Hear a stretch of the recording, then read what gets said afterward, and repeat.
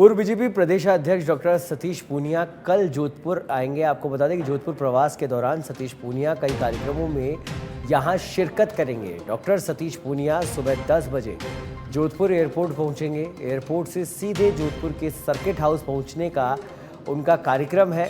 दोपहर 1 बजे डॉक्टर सतीश पूनिया ओसिया के लिए रवाना होंगे। 2:30 बजे लोहावट पहुंचेंगे और 3 बजे फलौदी जाएंगे। शाम 4 बजे रामदेवरा बाबा रामदेव जी के दर्शन करेंगे। सतीश पूनिया शाम 6 बजे बाबा रामदेव जी की जन्मस्थली कश्मीरी में दर्शन करेंगे।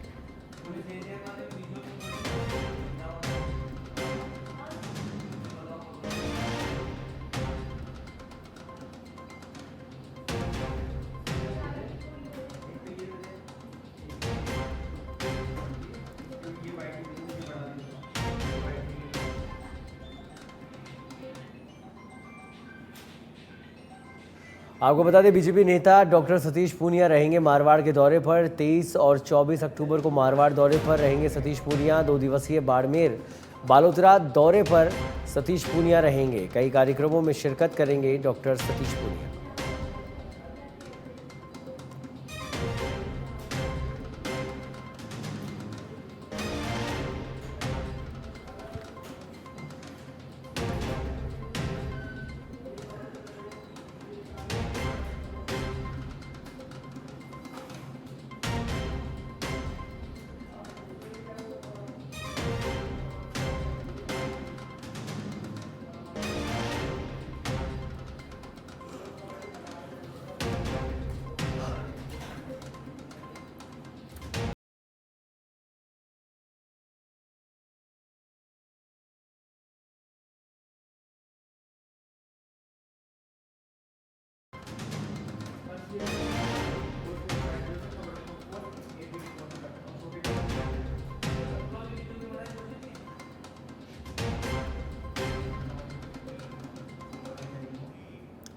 भरतपुर के वैर से बड़ी खबर है, जहां जमीनी विवाद में 2 पक्षों में खूनी संघर्ष हुआ। दोनों पक्षों में जमकर पत्थरबाजी हुई।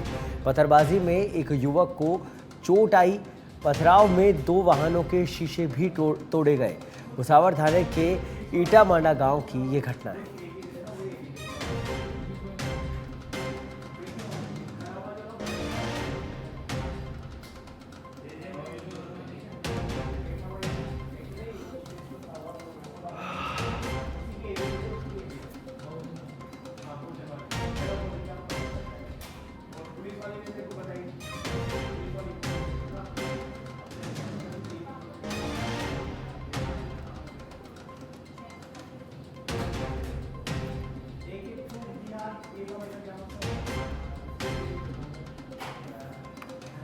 खिवसर में कांग्रेस का आरएलपी से गठबंधन को लेकर बड़ी अपडेट। आपको बता दें कि हनुमान बेनीवाल के हरियाणा में कांग्रेस के खिलाफ प्रचार करने से बड़ी नाराजगी है कांग्रेस के अंदर।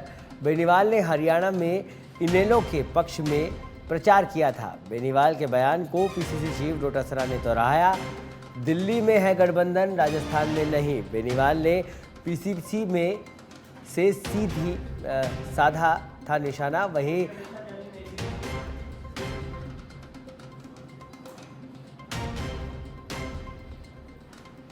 वहीं आपको बता दें कि आज हनुमान बेनीवाल ने प्रभारी सुखजिंदर सिंह रंधावा से संपर्क साधा है। तो खिवसर में कांग्रेस का आरएलपी से गठबंधन को लेकर बड़ी अपडेट हम आपको बता रहे हैं कि लगातार कांग्रेस के अंदर हरियाणा चुनाव से ही हनुमान बेनीवाल को लेकर नाराजगी बनी हुई है।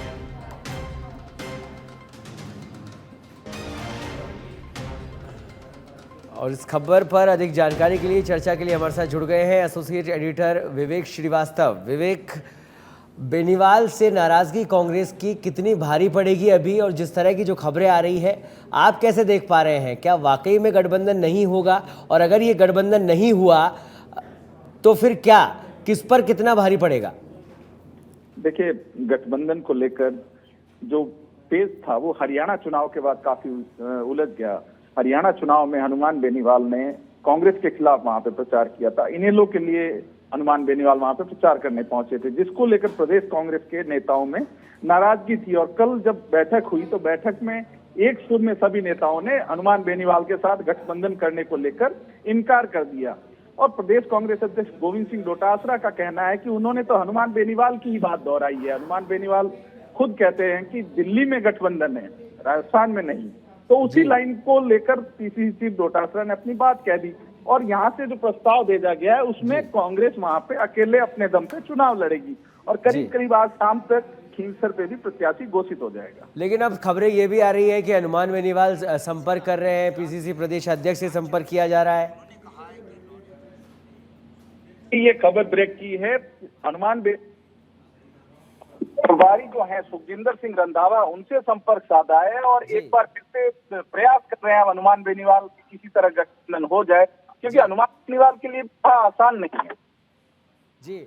और मैंने जैसे कि आपसे पूछा विवेक कि अगर गठबंधन नहीं होता है और खींवसर सीट पर अलग अलग चुनाव लड़ा जाता है तो ये चुनाव किसके लिए कितने घाटे का होगा या कितना फायदे का होगा?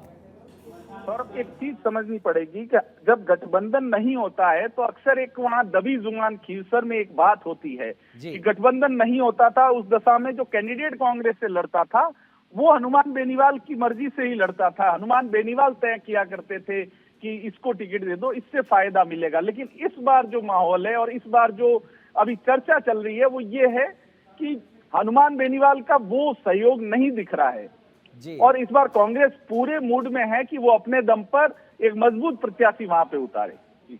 ठीक है, चलिए बहुत बहुत धन्यवाद विवेक इस तमाम जानकारी को साझा करने के लिए। फिलहाल एक बड़ी परेशानी का सबब इस समय कांग्रेस के लिए भी है, असमंजसता का सबब कहा जा सकता है। सुखजिंदर सिंह रंधावा से बातचीत का प्रयास किया जा रहा है, आरएलपी की सुप्रीमो बातचीत का प्रयास कर रहे हैं हनुमान बेनीवाल। लेकिन अब देखने वाली बात ये होगी क्योंकि राजनीति है, ऐसे में पल पल चीज़ें बदल जाती है।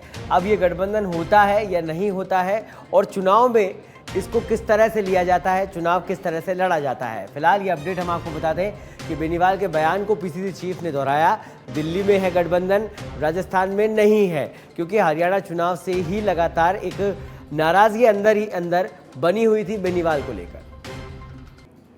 जयपुर के चाकसू से खबर है, जहां एसडीएम शिवचरण शर्मा ने उपजिला अस्पताल का निरीक्षण किया।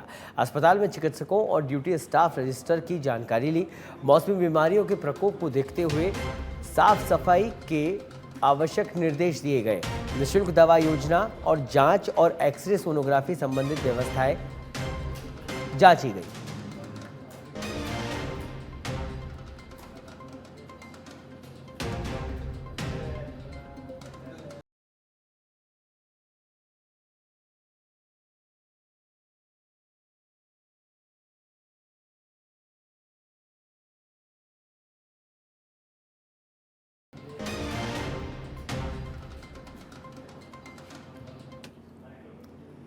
जयपुर की चाकसू से खबर है, जहां परिवहन विभाग की बजरी माफियाओं के खिलाफ बड़ी कार्रवाई। आपको बता दें कि चाकसू में 20 वाहनों का किया गया चालान। कार्रवाई में 5 वाहनों को सीज किया गया है।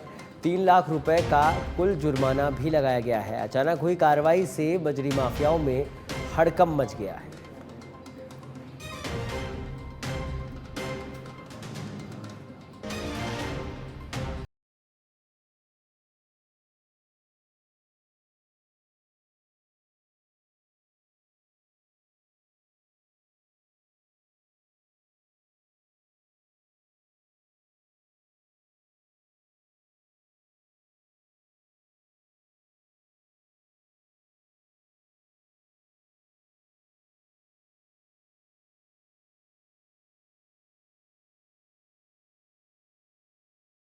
तस्वीर आप देख रहे हैं, जहां 20 वाहनों पर परिवहन विभाग की कार्रवाई में 5 वाहनों को सीज भी किया गया। अवैध बजरी परिवहन ये वाहन कर रहे थे।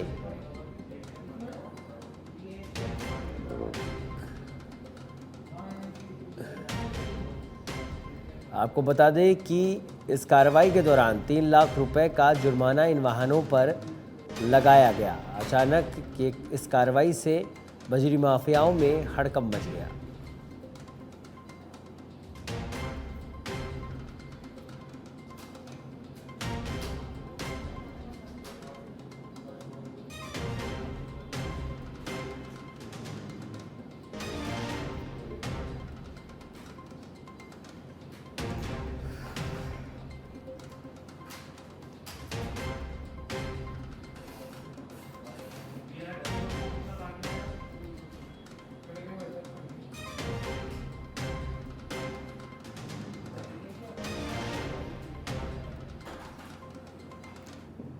प्रदेश में दिवाली के त्योहारों को देखते हुए खाद्य पदार्थों में मिलावट करने वाले दुकानदारों के खिलाफ कार्रवाई की जा रही है। झुंझुनू जिले के मंडावा शहर में कलेक्टर के निर्देश पर चिकित्सा एवं स्वास्थ्य विभाग अधिकारी की ओर से गठित टीम ने शुद्ध आहार मिलावट के तहत कई दुकानों पर छापेमारी की कार्रवाई को अंजाम दिया। खाद्य पदार्थों की जांच की कार्रवाई से बाजार में हड़कंप मच गया। कई दुकानों पर खाद्य पदार्थों के सैंपल लेकर जांच भी की गई। आपको बता दें कि इस दौरान कई दुकानों में एक्सपायरी डेट के सामान और खराब मिठाइयों को नष्ट करवाया गया।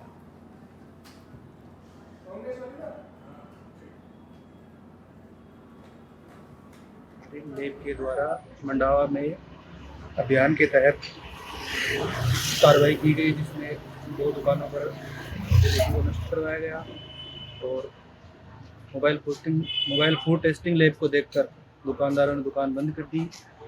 दीपावली पर यह अभियान चल रहा है और कंटिन्यू चलता रहेगा।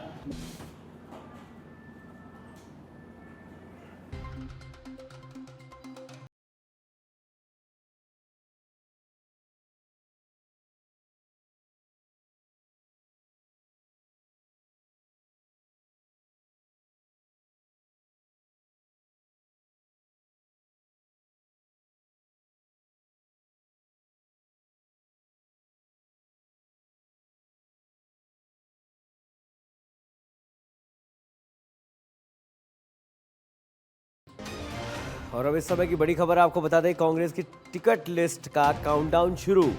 कल कांग्रेस कोऑर्डिनेशन कमेटी की बैठक के बाद नाम फाइनल हुए। ज़्यादातर सीटों पर सिंगल नाम पर सहमति। आपको बता दें कि खिवसर 84 और दौसा सीट पर कंफ्यूजन।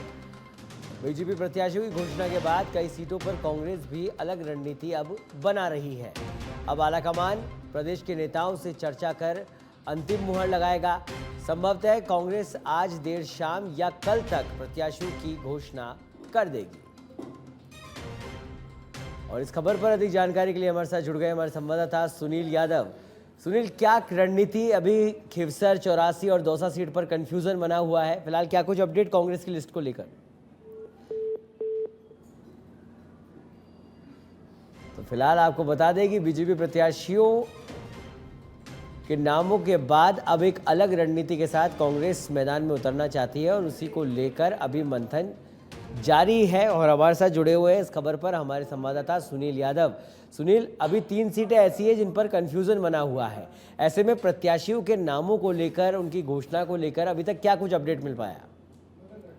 हाँ बिल्कुल सौरभ, देखिए कि 3 दिन जो शेष रहे हैं उपचुनाव में जो नामांकन का, और कांग्रेस में अभी पशोपेश है कि आखिर टिकट किसको दिया जाए और किस तरह से उसका वितरण किया जाए, क्योंकि बीजेपी पहले ही अपने प्रत्याशियों की घोषणा कर चुकी है, तैयारियों में भी लग गए हैं बीजेपी प्रत्याशी। तो ऐसे में कांग्रेस के लिए बड़ा चुनौती भरा लग रहा है। लेकिन कल जिस तरह से जो कांग्रेस कोऑर्डिनेशन कमेटी की बड़ी बैठक हुई थी पीसीसी वॉर रूम में, यहाँ पर रणनीति भी तय हुई थी। कांग्रेस के तमाम जो दिग्गज नेता वो वहां पर मौजूद रहे थे और जो टिकट को लेकर एक फिल्टर किया गया था और ज्यादातर जो सीट है उन पर सिंगल नाम पर सहमति बन गई है। बस मोहर लगना बाकी है, जो आलाकमान उन पर मंथन करके मोहर लगा देगा। लेकिन जिस तरह से गठबंधन की जो बात है उसको सिरे से नकारने के बाद चूंकि 84 सीट और खिवसर सीट, यहाँ पर कंफ्यूजन जो है कांग्रेस को अभी भी है कि किस कैंडिडेट को टिकट दिया जाए, जिताऊ टिकट उम्मीदवार कौन होगा, तो इसको लेकर पशोपेश में। साथ ही दौसा सीट भी फिलहाल जो कांग्रेस के लिए बहुत ज्यादा नहीं लेकिन थोड़ी बहुत चुनौती बनी हुई है, ऐसी जानकारी सामने आ रही है। और थोड़ा कंफ्यूजन जो है वो टोंक सीट पर भी है, जो देवली उनियारा है टोंक की, वहां पर भी है। लेकिन जो बाकी 3 सीट है, झुंझुनू रामगढ़ जो सीट है यहाँ पर, और सलूम्बर में जो रघुवीर मीणा या उनके परिवार से किसी को टिकट देने की बात लगभग ये फाइनल हो चुकी है। संभवतः उन पर मोहर भी लग गई है। लेकिन बाकी सीटों पर अभी कांग्रेस फिर से मंथन कर रही है। लेकिन जो जानकारी यही है कि आज देर शाम तक या कल तक कांग्रेस भी अपने जो 7 सीटों पर प्रत्याशी उनकी घोषणा कर देगी। लेकिन जो चलिए, बहुत बहुत धन्यवाद सुनील इस तमाम जानकारी के लिए।